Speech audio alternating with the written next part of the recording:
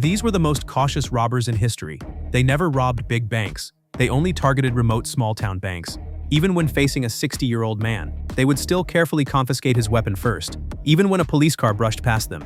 The bold pair still didn't abandon their plan. They drove straight to another branch in town. After the job, they pushed the car into a dirt pit, then buried it with an excavator. The reason they kept targeting the same bank was because that bank had ruined their family. 10 years ago, the older brother Ron went to prison. Their mother, with no income, borrowed money from the bank. The greedy bank didn't give her the full amount at once. It only gave her a small living allowance each month. That way, once the mother passed away, the farm would automatically belong to the bank. The younger brother Jason's life wasn't any better, since his ex-wife divorced him because he couldn't afford child support. He hadn't seen his son for over a year. When Ron found out, he decided to use the stolen money to help his brother pay. But Jason firmly refused, because their original goal was to pay off their debt. Since his brother didn't agree, Ron set his sights on the bank across from the restaurant. Jason had just walked out of the restaurant when he saw his brother running toward him yelling. The two returned to the farm and buried the stolen car in the pit again. When the local sheriff heard about the robbery, he said he didn't want to get involved. First, because the robbers only took small amounts of cash. Second, because he was about to retire and didn't want trouble. But his partner was too eager, so he was forced to start the investigation.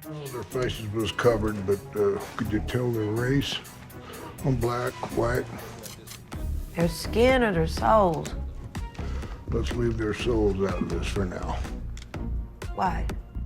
However, the brothers were extremely meticulous. After each robbery, they moved to a new location to launder the stolen money. They went to a big casino. After pretending to lose a few rounds, they cashed the chips into bank checks. That way, the stolen money was easily cleaned. But when the brothers arrived at the next bank, they never expected that it was payday for the police. Ron forced himself to stay calm and ordered everyone to the ground. But Jason, never mentally steady, panicked badly. He didn't notice at all that a cop by his feet had already drawn his gun. Faced with the pursuit of dozens of officers, could the two brothers escape like they always did before?